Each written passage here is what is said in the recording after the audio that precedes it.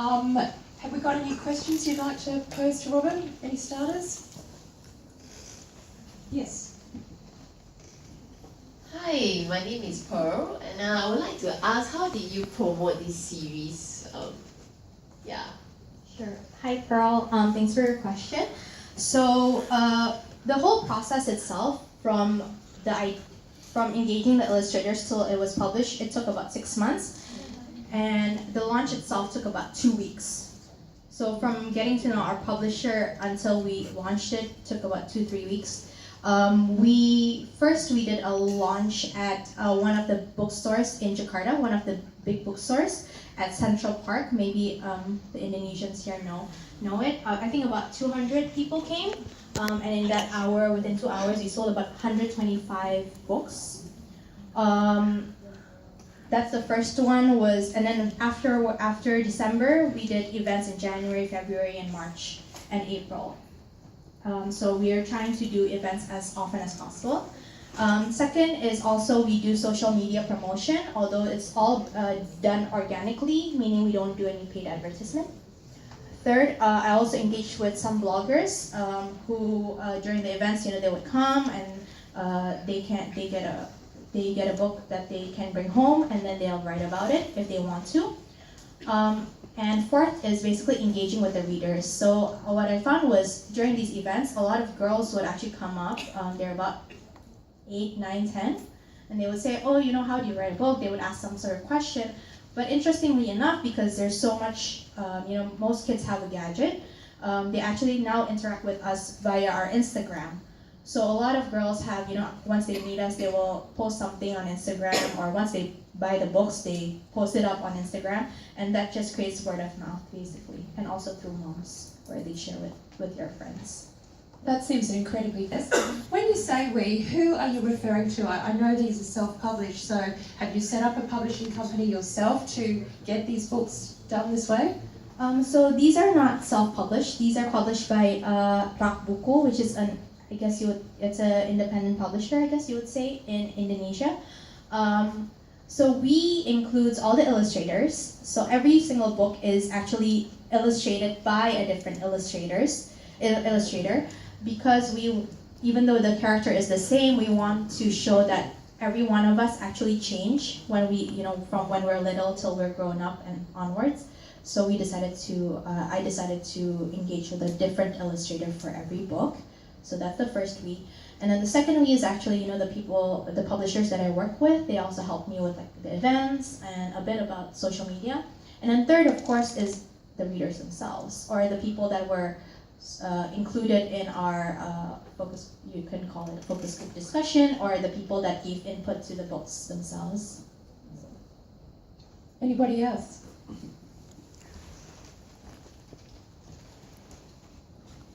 Hi, I'm curious to know that since these topics are mostly dealing with adolescents, but these are picture books which seem to be a little bit more for very young children. Why that particular, is it because of the illustrator thing that you had in mind, that you wanted to be able to showcase different illustrators that have gone for more picture books like kind of publication? So that's, and also I presume they are bilingual. Because I've not had a chance to look at the book.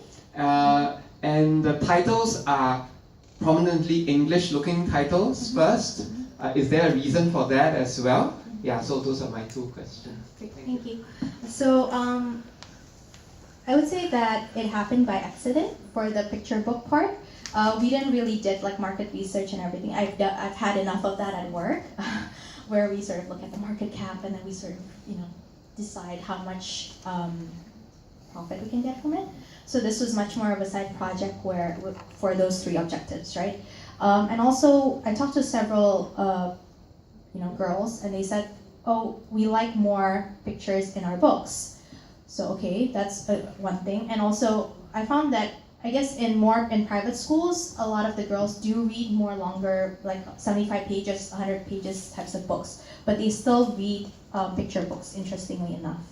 I don't know, maybe my other Indonesian delegates here can talk more about that. I don't exactly know the numbers. And they are bilingual, and they are, the major title is in English, and then below that is the Indonesian title. We found that way it was much more clear that it was bilingual, and also we just had a hunch that it would work that way. So I haven't done the A/B testing on that, so I'll let you know later. Might I just add to that, I was in a session this morning too about what librarians and teachers want authors to write, which I found quite illuminating as an author. And obviously it was from the sort of Asian area point of view also. And there was a call out for more picture books, interestingly enough. Picture books for older readers also. So that's obviously a medium that works to deliver messages too, perhaps. So when the books went out, did you get mostly the kind of age group that you were hoping to target? Or were they also very young readers, or parents who thought that this would be very suitable for young ones, and then maybe found that the topic is not quite ready for them yet? Was that the experience with picture books as such? I found that mostly the readers are about grade 2 to grade 6, which is about 7 to 12 years old. But also, because these are illustrated by sort of young illustrators, a lot of the books were actually bought by their friends, or by my friends, or people our age. Because I guess in the past year, there was quite a boom of watercoloring in Indonesia, so I guess that really helped as well. So and a lot of the older generation, I guess, us older readers, we see it as more of a nostalgic thing because we didn't have these type of books when we were younger.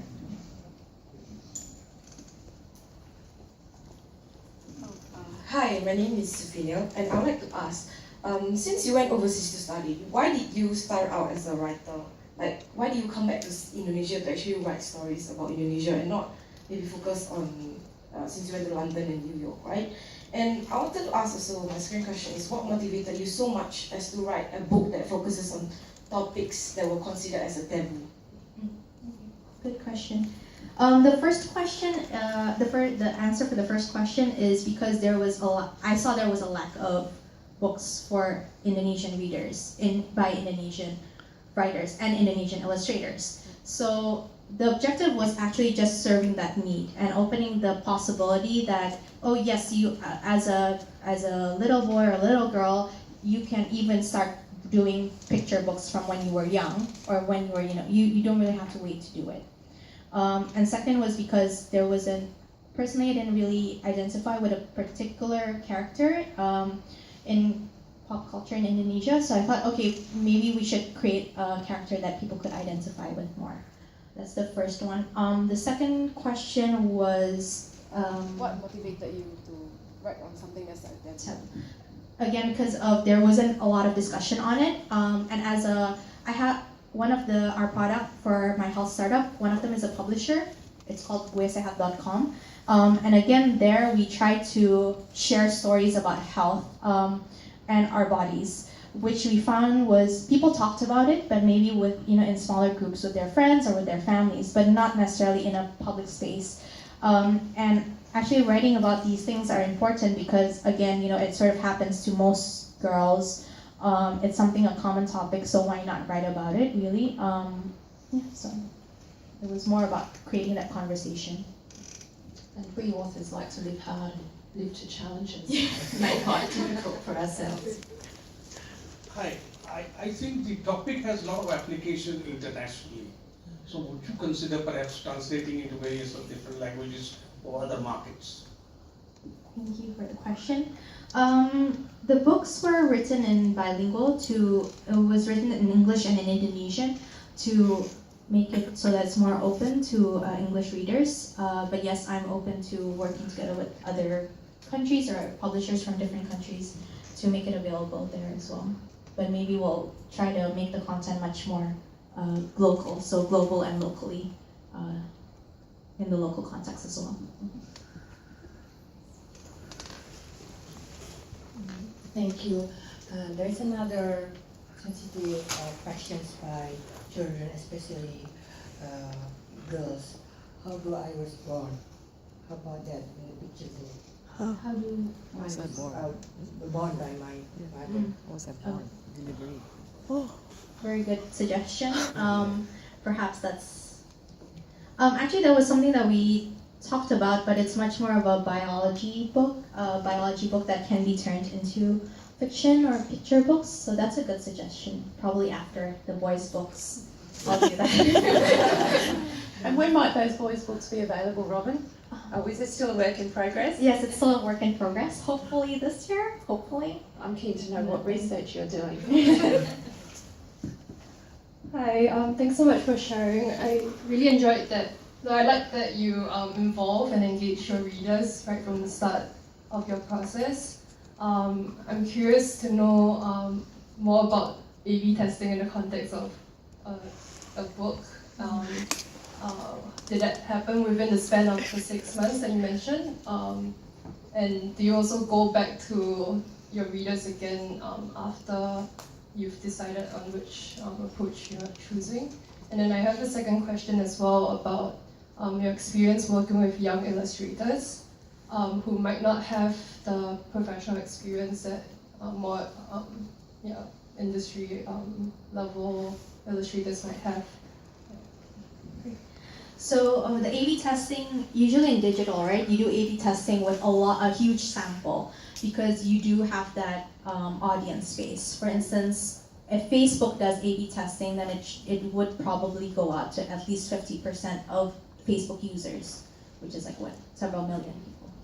So for us, we actually did small scale A/B testing, meaning that we had respondents, less than 30 respondents, but we would do it manually. So I would meet with like readers that were in the target group, which is about 7 and up, and we just show them, okay, this is character A, and this is character B, like which one do you identify more with? These are the possible storylines that we are testing, which one do you like more? Which one happens more, is more relatable, meaning do you find this happening in your school, with your friends, and things like that. So I think A/B testing in this sense we were realistic, meaning we decided to do it in 30-ish people and just have much more of a qualitative approach to it instead of going big with quantitative. And the second question was About working with younger illustrators. so the illustrators, I personally haven't worked with a professional illustrator, so I don't know what a professional illustrator's process is like. So what we did was, so at my work, I'm a operations person, so I like tables, I like structure and things like that. So that's what we actually decided on in the very beginning, was we had a meeting, all the illustrators are from ITB in Bandung. So I went to Bandung and then we basically discussed the methods that would work, and then we decided on that, and we tested those methods for the next 3 to 5 months. And I guess in general it really worked, especially when we did close communication, especially through WhatsApp and through email. So it wasn't so much of a problem, I would say, out of all the 8 books. Yeah. Sorry, Peter. Thank you. My name is Sharon. Personally, I've always been against those books for boys and books for girls, but I think what you're doing is really great because it really touches on the sensitive topics and not really on princess and princesses, lorries and trucks or whatever not. So they're really great work. Just a suggestion, if you want to start on the boys version, perhaps we can talk on issues about being boy doesn't mean you are stronger. It's okay to like pink. It's okay to drink strawberry milk, for example. How do we break the patriarchy? How do we challenge gender norms and learn how to respect the other sex, for example? So maybe these issues, not so much of, I don't have much of body issues, right? I mean, not for boys, obviously. Yeah, because I have 2 daughters. So thank you. Thank you so much for the suggestion. So yes, there's 4 books coming out. And the hard part is, so out of the 4 books, only one talks about puberty in a biological sense. So that one's gonna be more like this. It's gonna be like, the hair, the wet dream, everything that happens in between. But the other 3 is more about, yes, I agree with you. So one of them is about treating other people, like being kind, being respectful. What does that mean? how does sort of chivalry, you know, the sort of thin line between chivalry and being sort of sexist is like, how do we balance that? And then another book is more about, do you have to be the hero? It's okay to be scared, you know, because a lot of the times, even when we're talking to the moms, a lot of them said, oh yes, a lot of the boys, their sons, they were actually taught that if the father passed, so there's one of the mothers and she has 4 kids, only one is a boy. And she taught her son, if your father passes away, you're gonna be the head of the family. And when I heard that, I was like, oh my God, that's gonna be really tough on an 8-year-old to hear that. So that's one of the things that we're gonna talk about is, does it mean that does it mean just because you're born as a boy, you have the Y gene, does it mean that you have to be the breadwinner? You know, do you have to be strong and have muscles and all that? You know, what does masculinity mean? So yeah, those are gonna be in the...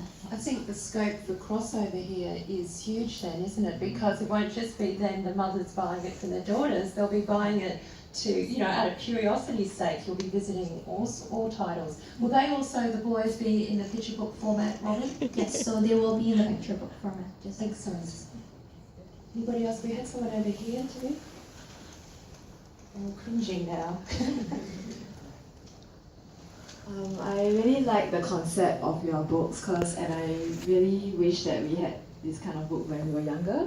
My question is that when you're working with the illustrators, usually the author will go to the publisher and then the publisher will match the manuscript with the illustrator. So how does the publisher, how did they have any say, about your collaboration with the illustrators?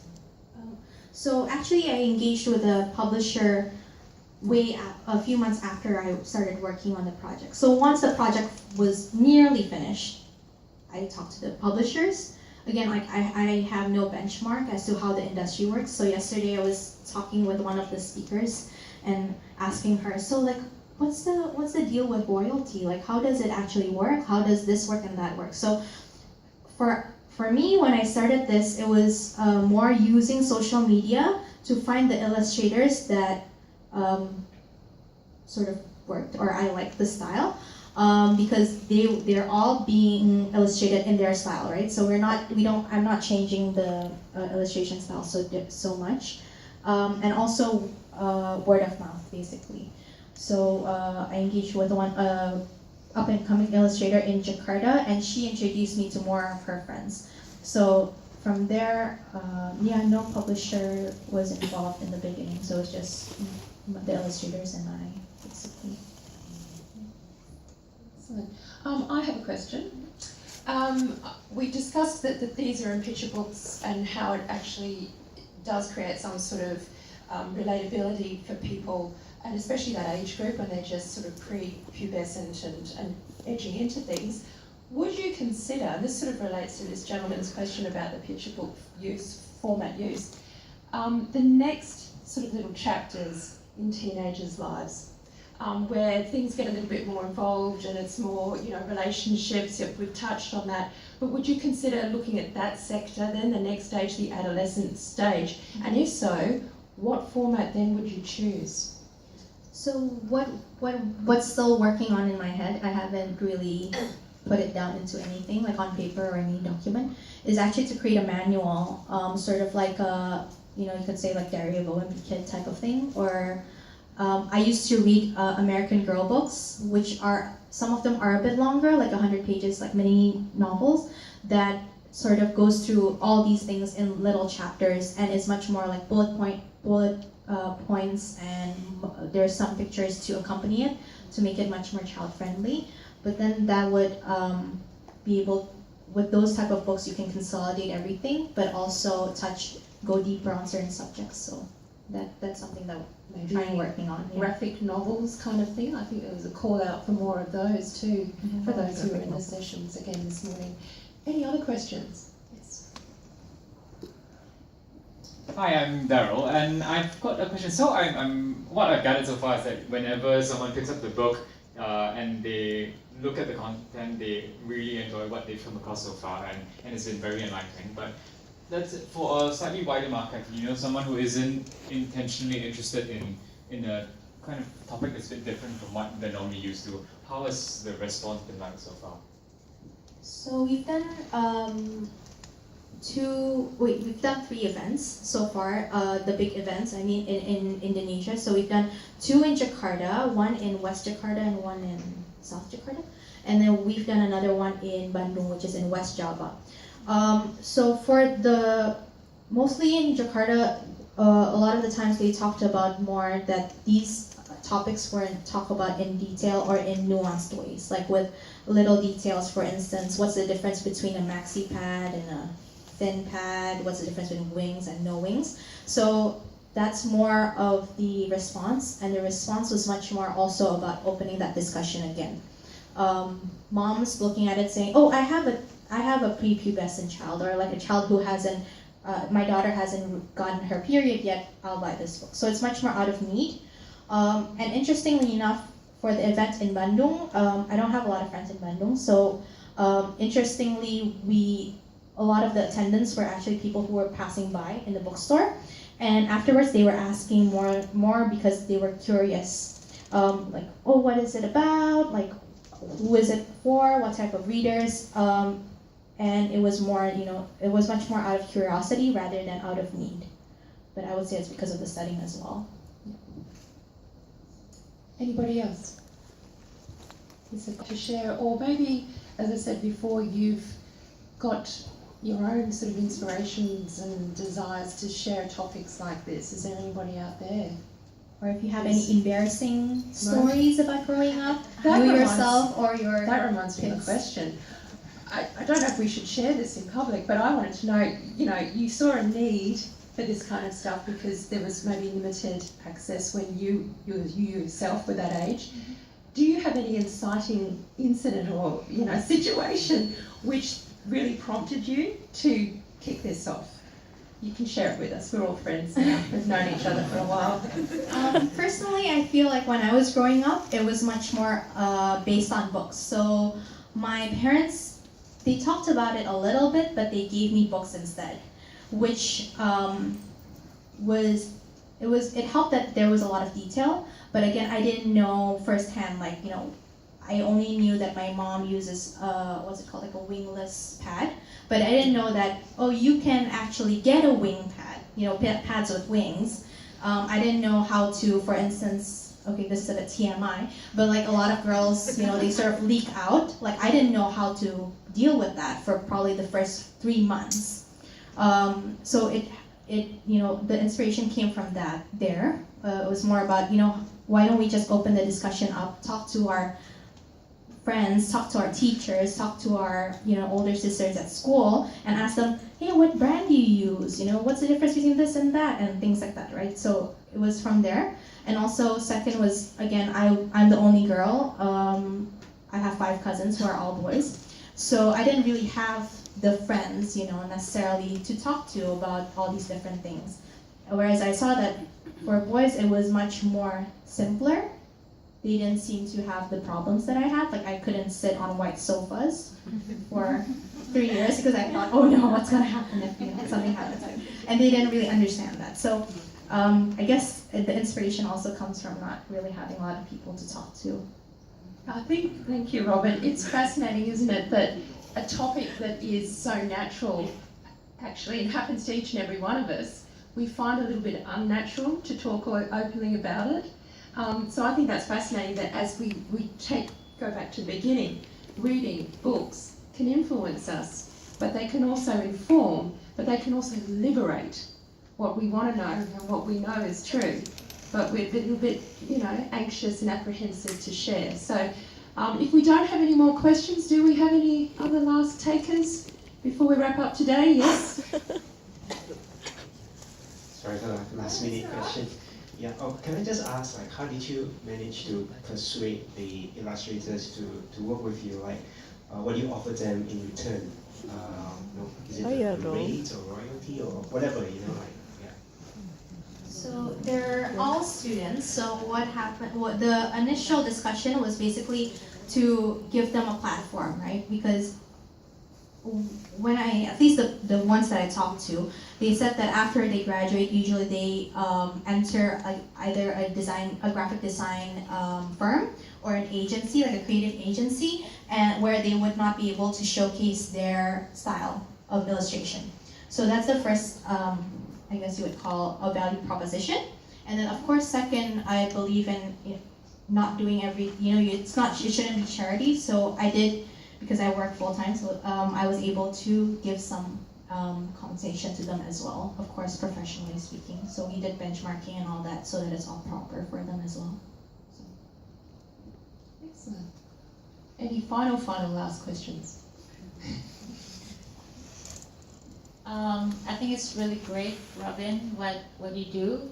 And obviously, during my time, I had to learn it from a teenage magazine, or Cosmopolitan even. So,